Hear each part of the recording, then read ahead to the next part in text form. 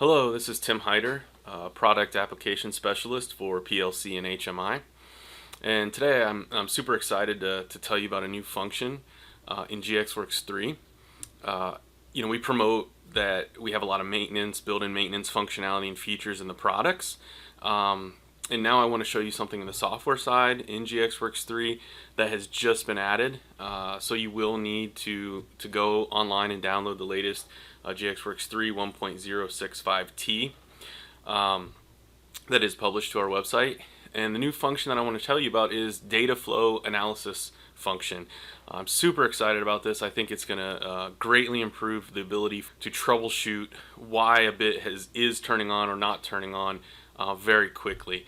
It does support devices, labels, and comments in a flowchart style, which we'll see here in a minute. I'll do a quick demonstration. So it does support instruction names. So for example, we can see down here a B move, a block move. It also supports all the main program languages, so function block diagram, SFC, structured text, and standard ladder. So with that, let me show you what this actually looks like. I have a project here, a very basic project I made just to show you this demo. I've got a structured text program. I've got some ladder logic, some other ladder logic in a different program file, and some function block diagram. So structured text in an initial scan time routine. We got some standard scan programs with two different program files, main and main1, and within those we have different POU program blocks.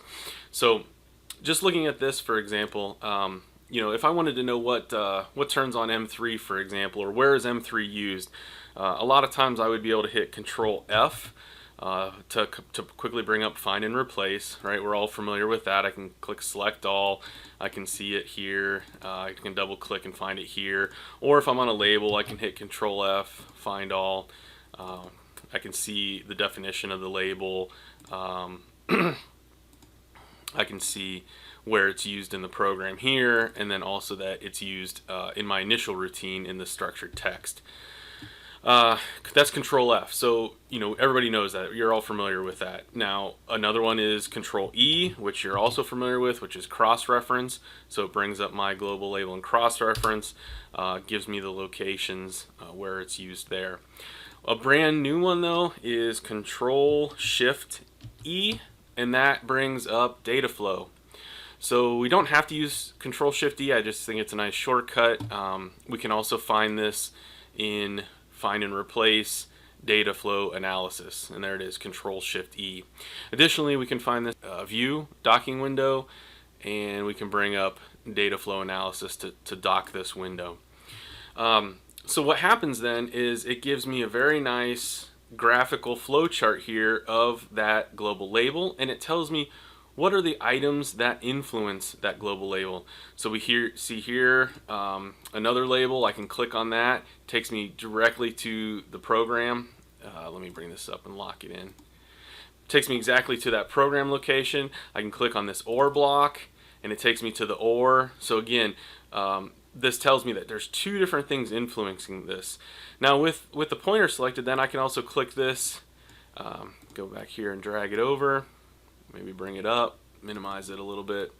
I can click the plus sign, and I can keep drilling down to get to exactly what is driving this global label.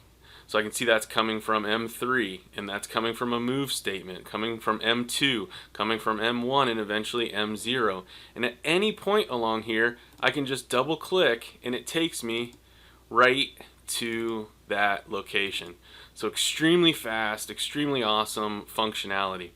I've got comments in here, so I can choose to view the comments, view the device. It gets rid of the comment, so that's up to you if you want the comments in there. That's helpful.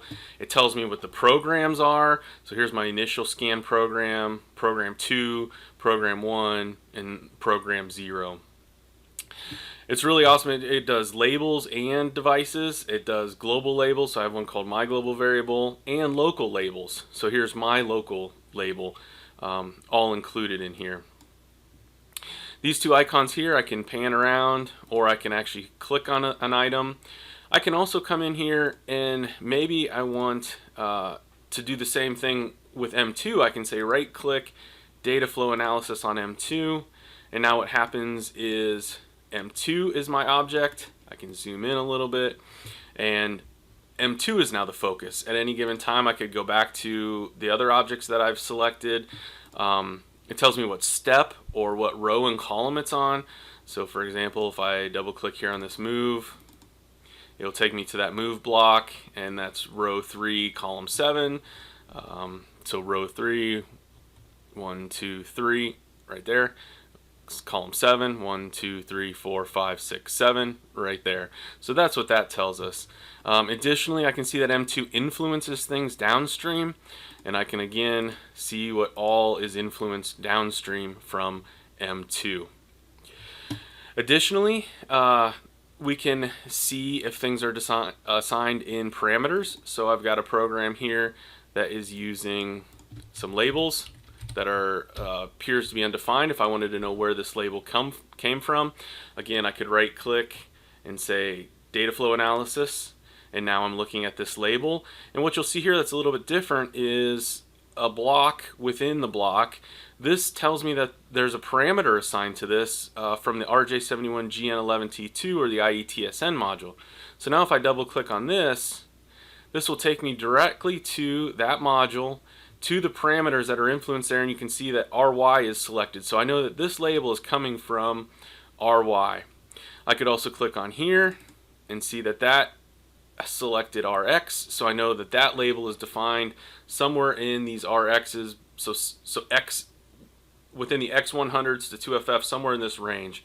So if I go back to that program, and I will just show you, I'll view device, you can see X100 is driving Y100. So these labels I had given X100 and Y100.